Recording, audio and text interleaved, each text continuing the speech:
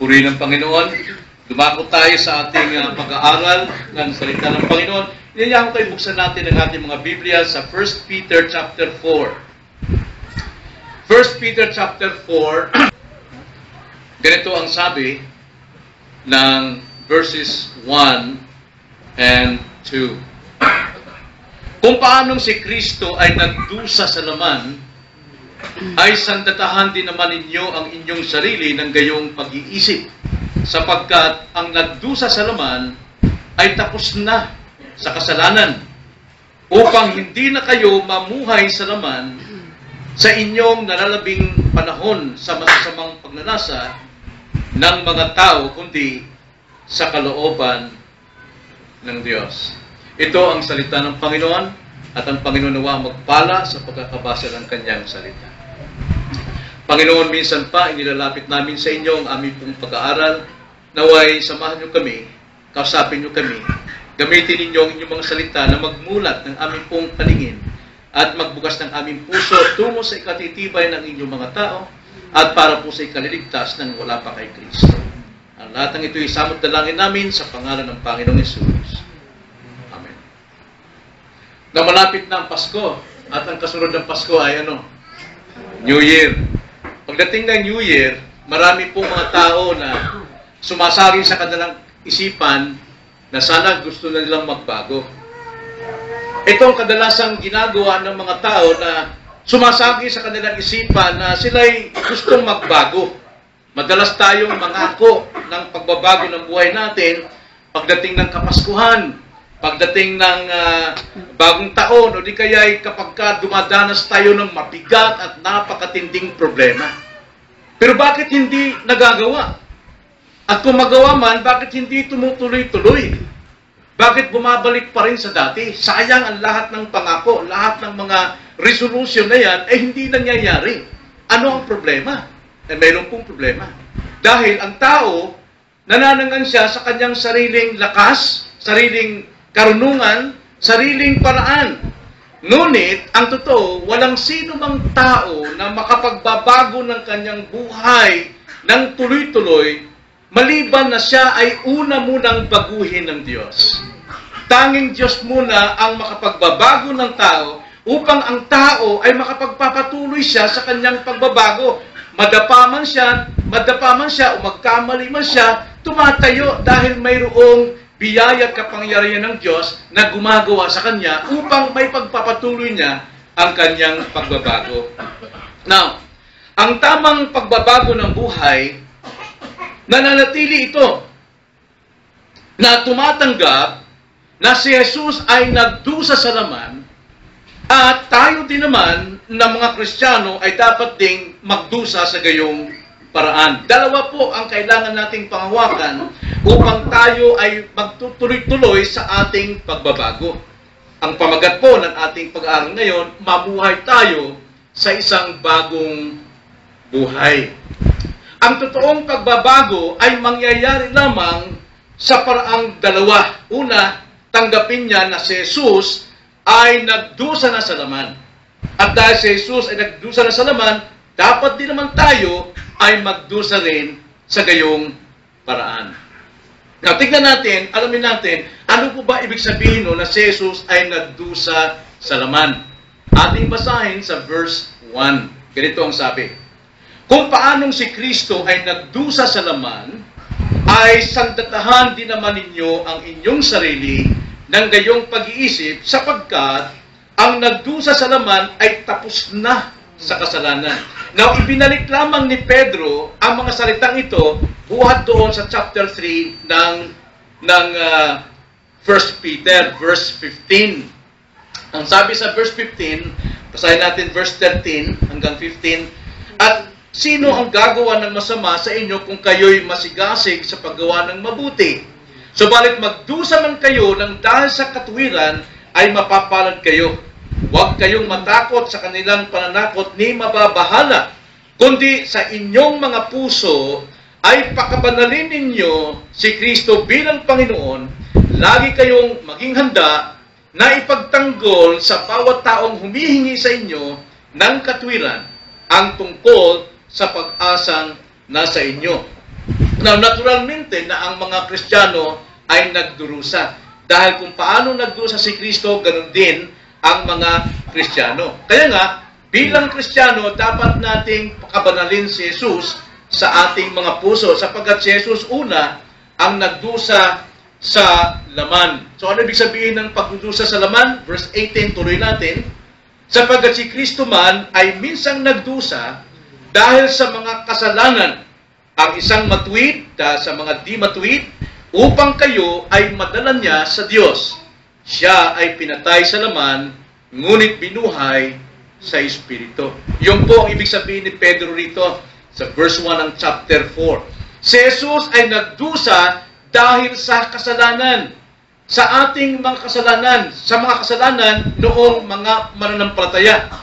Ang pagdurusa ng Panginoon ay sa pamamagitan ng kanyang laman. Paano ito nangyari? Isaiah 53. Binabalikan lang natin ang lahat ng ating mga natalakay na nitong aklat ng Peter.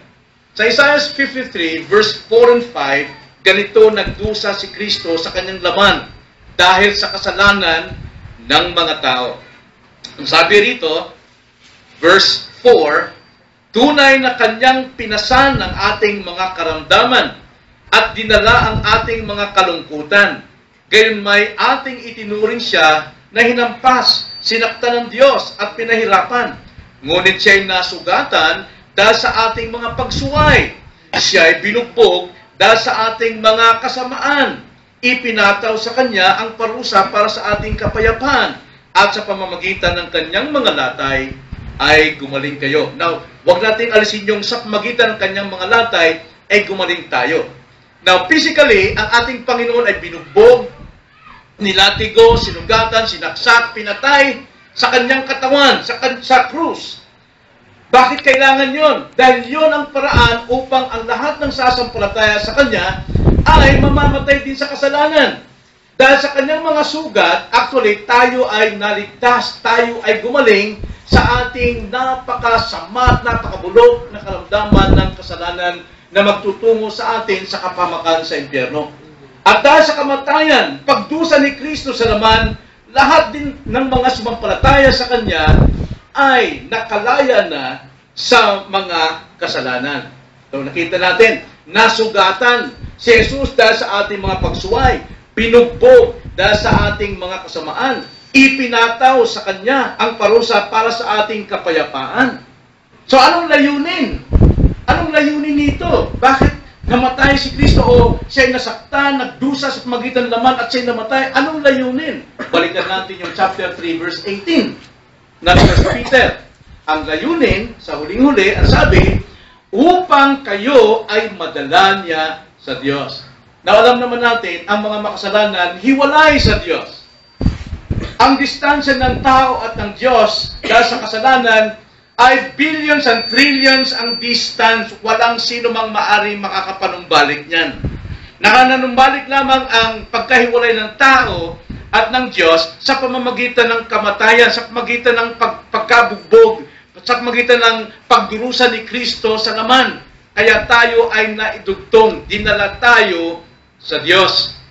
Nakita natin na ang pagdurusa ng Panginoon ay para sa ating kapakanan upang tayo ay muling maipanumbalik sa Diyos. Kaya ang sabi sa Romans chapter 1, basahin natin ang Roma, kabanatang 1, versikulo 3, ganito ang pagkakasabi. Roma 1:3 hanggang 4. Tungkol sa kanyang anak,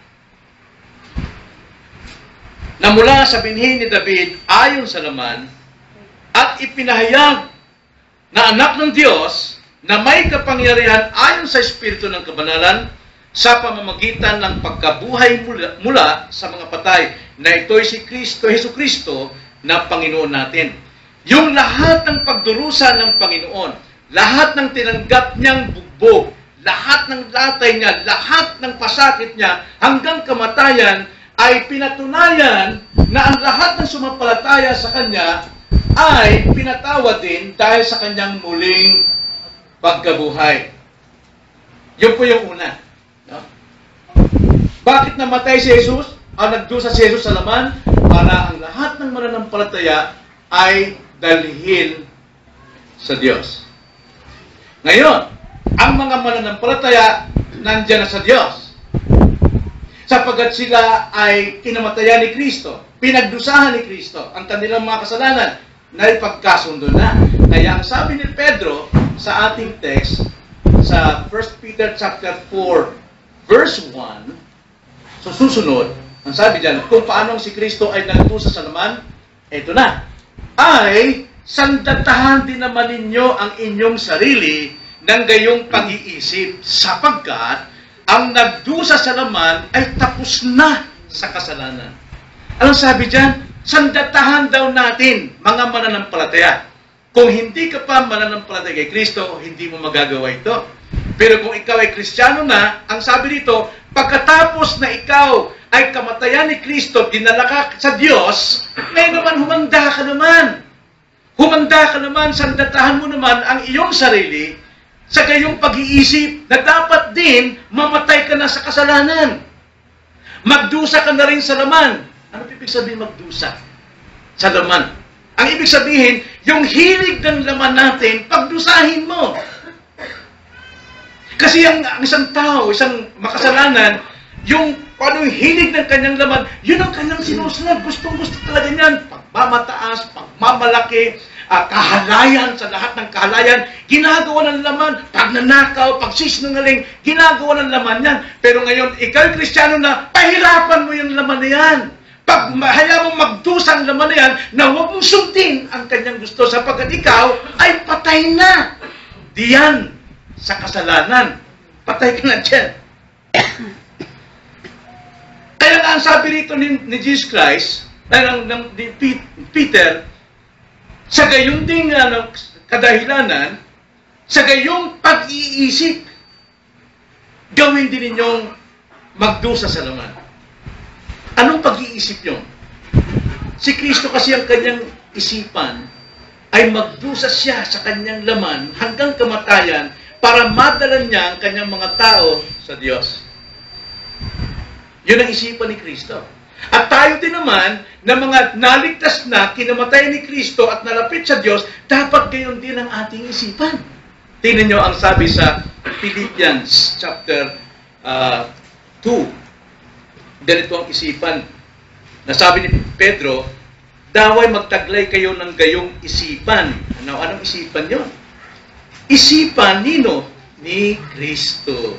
Chapter 2 ng Philippians, verse 5. At sabi dito, magkaroon kayo sa inyo ng ganitong pag-iisip na like Kristo Jesus, di naman. Yun ang sabi ni Peter. Magkaroon tayo ng ganitong pag-iisip. At ito rin sinabi ni Pablo na kay Kristo din naman. Kung paano si Kristo, isipan niya ay magdusa sa laman para sa ating kaligtasan, tayo ngayong naligtas naman, dapat ganun din ang ating isipan na tayo magdusa rin sa laman. Ano ibig sabihin nun? Ano yung pinapakita rito? Tuloy-tuloy yan, verse 6 hanggang 8. Para pagdusahin natin yung hilig ng ating laman, ang sabi dyan, na siya bagamat nasa anyo ng Diyos ay hindi niya itinuring na isang bagay na dapat panghawakan ang pagiging kapantay ng Diyos. Ano yung pinapakita? Bagamat si Kristo ay Diyos, pero hindi niya pinilit na ipinantay ang kanyang sarili sa Diyos, kundi siya ay nagpakababa. Ganon din ang isipan natin. Dapat tayong maging mapagpakumbaba. Verse 7, kundi hinubaran niya ang kanyang sarili at kinuha ang anyong alipin na naging katulad ng tao. Bagamat siya'y Diyos, hindi na ginamit yung authority ito bilang Diyos. Ang sabi din, hinubaran yung kanyang sarili at siya'y pumantay lamang sa mga tao. Pero mo, Diyos siya pero pumantay siya ngayon sa mga tao at hindi siya pumantay sa Diyos. Isang kababaang isip niya. Ganon din dapat ang Kristiyano. Wala tayong pataasan. Dapat tayo din ay bumababa tulad ni Kristo. Yun ang isipan ni Kristo. Verse 8, at palibhasay natagpuan sa anyo ng tao. Ngayong siya'y nasa kapantay ng tao, siya'y nagpakababa sa kanyang sarili at naging masunurin hanggang sa kamatayan, maging sa kamatayan man sa krus. Dahil si Kristo ay nagpakababa na kapantay ng tao, ang kanyang layunin yun, pasakitan ang kanyang laman, ang kanyang buhay para sa ikaliligtas ng mga tao. So, ang sabi ni Pedro, ganun din ang dapat ang inyong kaisipan. Ganun din ang inyong kaisipan. So ano yung pinapakita natin dito? Kung ano yung ginawa ni Kristo sa iyo, kung Kristiyano ka, igalang mo. Irespeto mo ang kanyang ginawa. Kung paano si Kristo ay nasugatan at nagdusa sa laban para sa iyo, dapat din irespeto natin yan. Na tayo man ay handang masugatan, masaktan sa ating ego, alang-alang sa Kanya. Respeto natin ang Panginoon sa Kanyang ginawa. Itong sabi ng Hebreo 12, versikulo 3. Isaalang-alang ninyo siya na nagtiis ng gayong pagsalungat ng mga makasalanan laban sa kanyang sarili upang kayo'y huwag manghina o manlupaypay. Ganun si Kristo. Talagang sumasalungat siya sa mga makasalanan upang tayo ay bigyan ng halimbawa na huwag tayong panghinaan ng loob. Tignan nyo, yun ang sinasabi ni Peter. Dahil ang konteksto rito, hirap na hirap yung mga Kristiyano sa mga pagsubok eh. May mga problema. Mas terrible pa sa Yolanda rito. Dahil sila pinupugutan ng ulo. Talagang pinapaagas yung dugo sa leeg nila. Tinutusok sila. Nilalagarin sila. Nilalagay sila sa tikin, sa poste.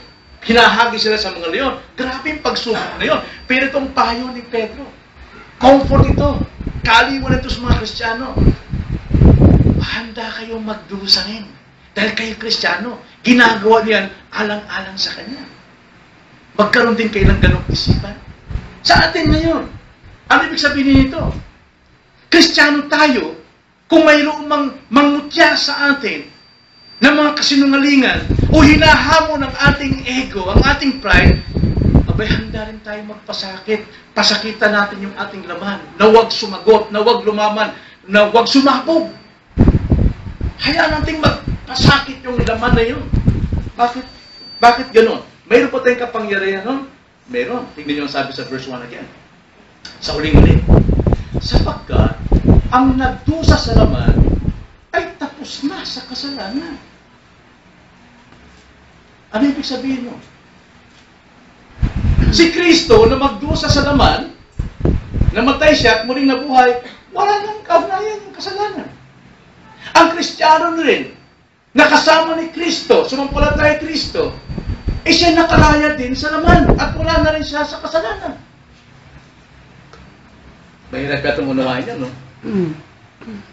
Ano po ibig sabihin ito? Hayaan natin ng Biblia magsasabi nito. Roma 6. As a Christian, dapat alam natin what death means. Ano ba ang ibig sabihin ng kamatayan? Ulit? Separation. Kaya tayo handang magdusa sa ating laman sapagkat tayo hiwalay na sa kasalanan. Tapos na eh. Kaya tingnan niyo sabi sa Romans chapter 6 verse 2. Huwag nawang mangyari tayong mga namatay na sa pagkakasala, paano nga tayong mabubuhay pa roon?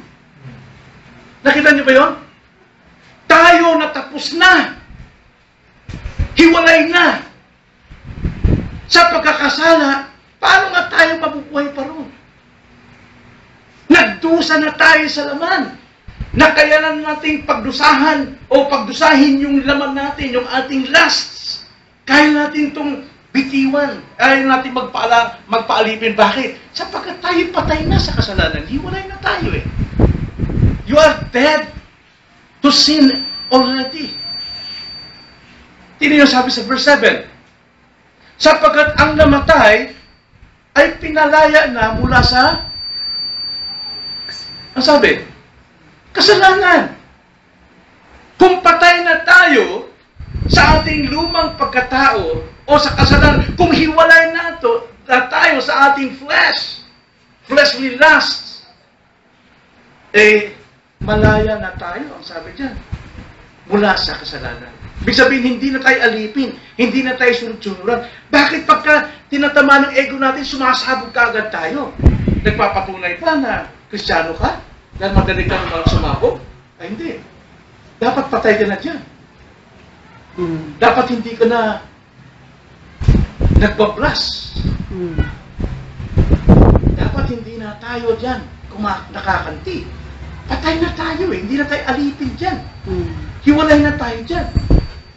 Kaya ituring natin ang ating sarili. Patay na tayo doon sa kasalanan. Wala nang kapangyarihan ng kasalanan sa atin. Hindi na tayo pwedeng alipinin na itong gawin mo, itong magalit ka, sasakin mo. Yan ang kasalanan. Hindi sabi sa verse 11 ng Romans pa rin. Gayon din naman kayo, ituring ninyong kayo'y tunay na mga patay na sa kasalanan. Ngunit, mga nabubuhay sa Diyos kay Kristo Jesus.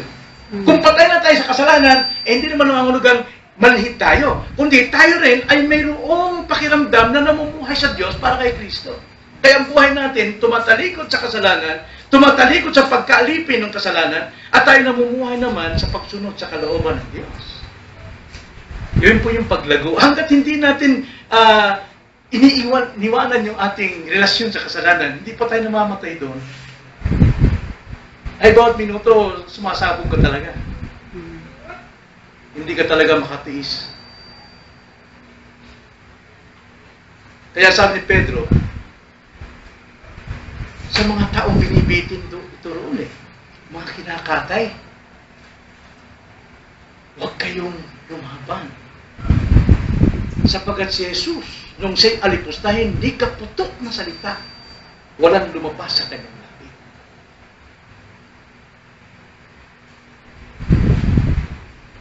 So bilang Kristiyano, ganito natin ituring ang ating buhay. Mamuhay tayo sa ating bagong buhay na. Huwag natin mamuhay sa ating lumang buhay. Mamuhay tayo. Kaya nga, yung Galatians 2:20, maraming nag-memorize niya pero hindi alam ibig sabihin. Maraming umiiyak, inaawit pa yung Galatians 2:20 pero hindi pa rin makita sa buhay niya. Bakit? Hindi pa siya patay. Hindi pa siya hiwalay sa kanyang laman. Kaya namumuhay pa rin sa kasalanan. Pero ang mga taong hiwalay na sa laman, pinagdusan niya na yung laman at siya hiwalay na sa kasalanan. Galatians 2:20 ay makapangyarihan para sa isang Kristiyano. Basahin natin. Galatia 2:20. Ang sabi, tulad ni Pablo. Kaya si Pablo, kahit anong bugbog gawin sa kanya, halos pinapatay na siya. Siya ay talagang hinahatulan siya ng mga kasinungalingan, pinagsalitaan siya ng lahat ng mga pag-uusig na kasinungalingan. Pero sabi ni Pablo, katwiran niya, verse 20, ako'y ipinakong kasama ni Kristo. At hindi na ako ang nabubuhay, kundi si Kristo ang nabubuhay sa akin. At ang buhay na ikinabubuhay ko ngayon sa laman, yung aking kahinaan ay hindi na sa aking pagsunod sa laman. Ang sabi niya, ikinabubuhay ko sa pamamagitan ng pananampalataya sa anak ng Diyos na sa akin ay nagmahal at nagbigay ng kanyang sarili dahil sa akin. Napakaganda yung sinabi sa Romans 6:11, di ba? Ituring nyo yung sarili ng patay na kayo. At dahil patay na kayo sa kasalanan, mamuhay kayo sa Diyos magitan ni Kristo. Itong sabi po, it is I no longer live. Hindi na raw ako ang nabubuhay sa kanyang laman, kundi si Kristo na. At ang pamumuhay ko ngayon bilang tao, ipinamumuhay ko sa panampalataya kay Kristo. Para sa araw-araw, duraan man ako, yain man ako, hindi ko pinagbibigay yung aking laman.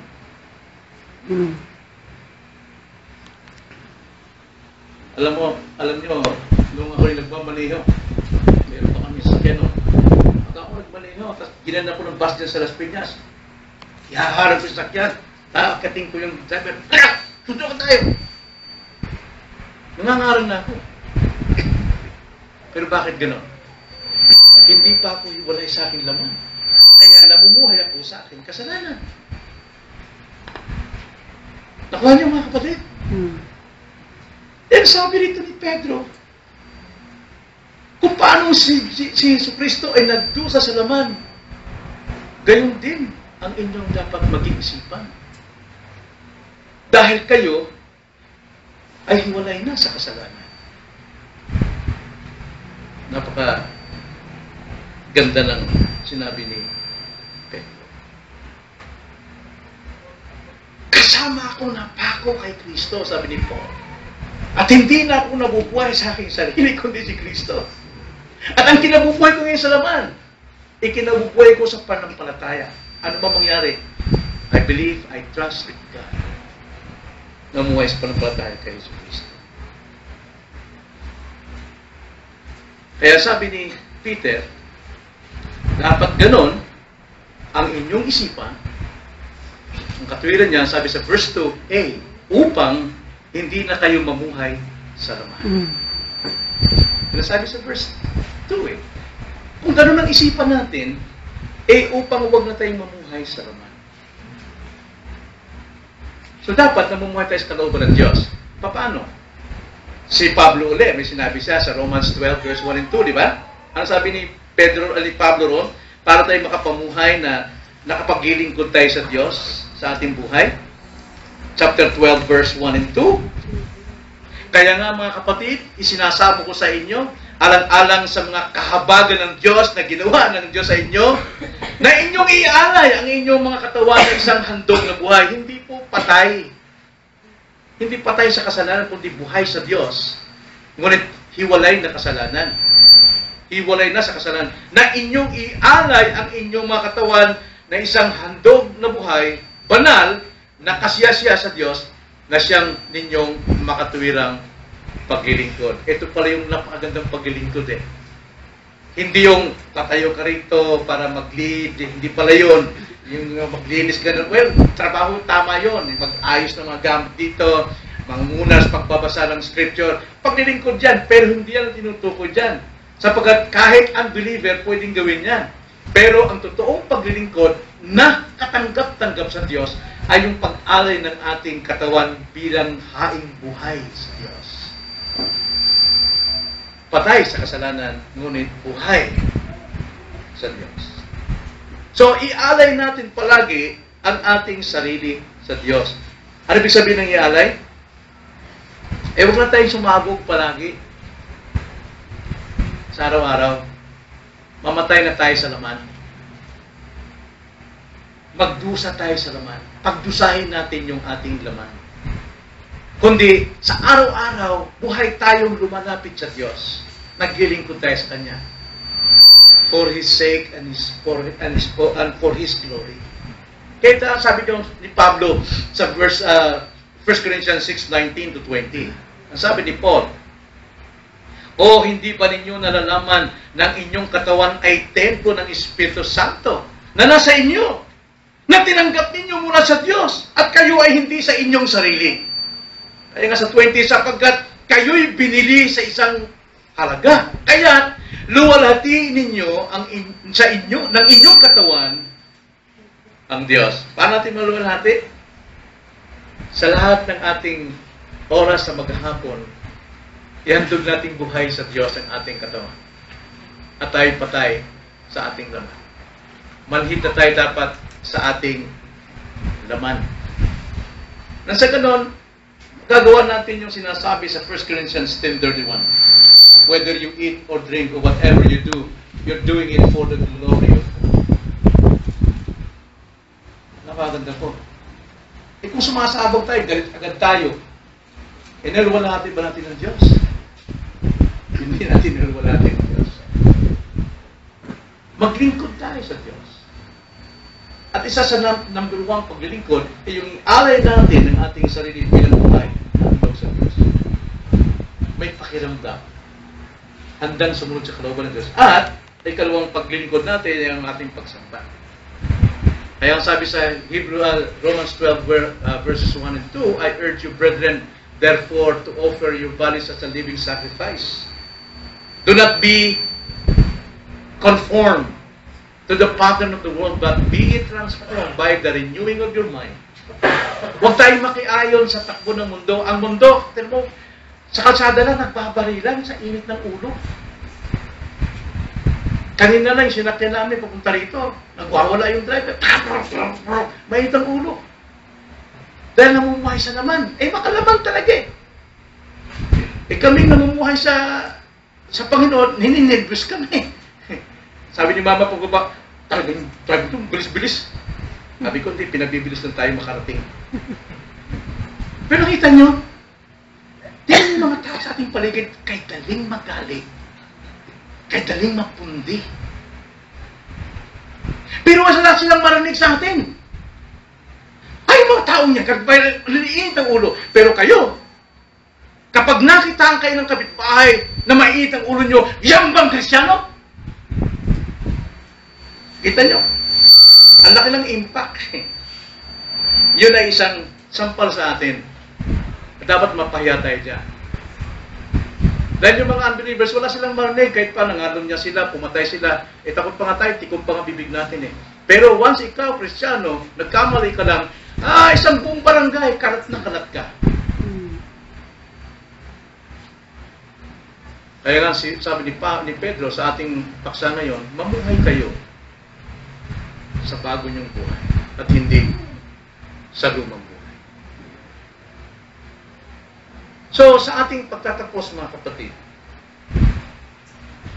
tandaan natin palagi na sa lahat ng pagbabago ng tao na hiwalay sa gawang pagbabago ng Diyos muna, wala itong patutunguhan, wala itong kabuluhan. Ito ay moral lamang. Maraming mga tao ngayon, binabago lang kanilang sarili. Moralidad lang yun eh. Outward reformation, pero not inward regeneration.